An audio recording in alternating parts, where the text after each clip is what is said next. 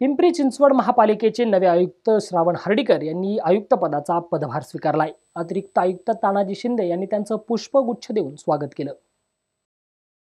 पिंपरी चिंचवड महानगरपालिकेचे आयुक्त दिनेश वाघमारे यांची मंत्रालयात समाज कल्याण विभागात सचिव पदावर पदोन्नतीवर बदली करण्यात आली आहे। त्यांच्या जागी नागपूर महापालिकेचे आयुक्त श्रावण हर्डीकर यांची नियुक्ती करण्यात आली होती। श्रावण हर्डीकर यांनी गुरुवारी पिंपरी चिंचवड महानगरपालिका आयुक्त पदाचा पदभार स्वीकारला। पिंपरी चिंचवडचे मावळते आयुक्त दिनेश वाघमारे यांचे स्वीय सहाय्यक व लघुलेखक राजेंद्र सोपान शिर्के यांना सोमवारी एका बिल्डरकडून 12 लाख रुपयांची लाच स्वीकारताना लाचलुचपत प्रतिबंधक विभागाने रंगेहात पकडलं। शिर्के यांनी नेमकी कोणाच्या सांगण्यावरून लाच स्वीकारली असा सवाल उपस्थित करत लाचखोर प्रकरणाचे आयुक्त वाघमारेच खरे सूत्रधार असल्याचा आरोप विरोधकांनी केलाय। तसेच त्यांची चौकशी करून त्यांची पदोन्नती थांबवण्याची मागणी केली आहे। बदली झाल्यानंतर पदभार सोडलेला नसतानाही आयुक्त वाघमारे महापालिकेत आलेच नाहीत। नवीन आयुक्तांकडे पदभार देण्यासाठीही वाघमारे महापालिकेत फिरकले देखील नाहीत। दरम्यान हर्डीकर यांनी शहराचा वेगाने विकास करू असा दावा केलाय।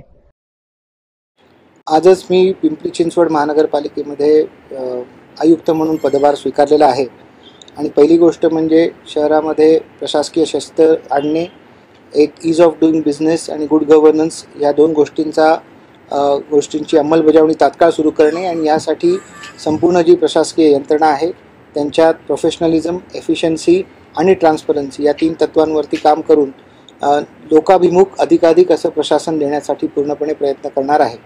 आणि हे करत असतानाच जी प्रशासकीय शिस्त आणावी लागेल, जी प्रशासकीय कणखरता आणावी लागेल ती देखील त्याच्यामध्ये आणण्याचा प्रयत्न राहणार आहे। शहर ऑलरेडी चांगलं आहे, त्याच्यामध्ये अनेक संधी आहेत। खूप जोरात आणि वेगानं वाढणारं शहर म्हणून पण पिंपरी चिंचवड प्रसिद्ध आहे, उद्यम नगरी म्हणून प्रसिद्ध आहे, कामगारांचं नगर म्हणून प्रसिद्ध आहे आणि अशा शहरामध्ये आपल्याला खूप संधी आहेत। एक फायनान्शियली साऊंड असे एक शहर आहे आणि त्यामुळे अनेक चांगल्या गोष्टी अंमलबजावणी आपल्याला या शहरामध्ये करता येऊ शकते।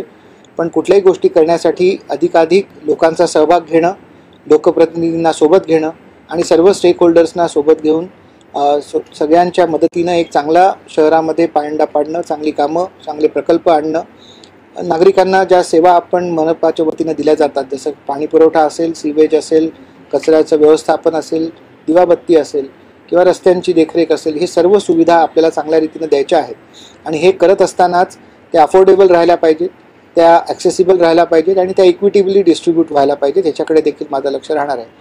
आणि आत्ताच स्मार्ट सिटीच्या मिशनमध्ये 3ऱ्या टप्प्यामध्ये पिंपरी चिंचवडचा समावेश झालेला आहे। आपला आराखडा आत्ताच आपण केंद्र शासनाकडे सादर केलेला आहे।